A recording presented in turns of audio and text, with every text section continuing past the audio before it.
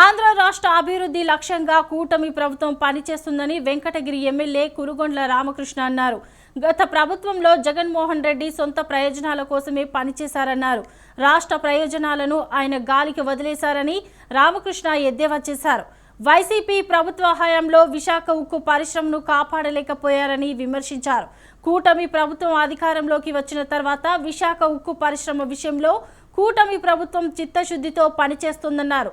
పార్టీలో చిచ్చు పెట్టేందుకు లోకేష్ కు డిప్యూటీ సీఎం అంశాన్ని కొందరు తెరపైకి తీసుకొస్తున్నారని కురుగొండ్ల అన్నారు.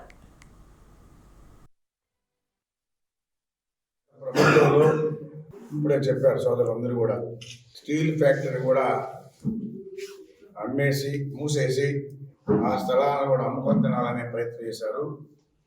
కానీ అక్కడ ఎవరైతే కార్మికులుగా పనిచేస్తున్నారో వాళ్ళందరూ కూడా పోరాటం చేశారు. ప్రైవేటీకరణ చేయాలంటే చేయకూడదనే ఉద్దేశంతోనే ఇది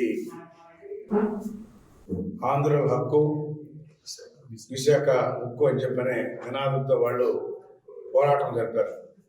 ఆ పోరాటమే తెలిసి మూసేసినా కానీ మళ్ళా మా ప్రభుత్వం వచ్చిన తర్వాత చంద్రబాబు నాయుడు కార్మికులందరూ కూడా ఉద్యోగ అవకాశం కల్పించాలనే ఉద్దేశంతో మళ్ళా ఆ ఫ్యాక్టరీని తెరిపించి ఈరోజు కేంద్ర ప్రభుత్వం కూడా 11,440 కోట్లు రిలీజ్ చేసింది.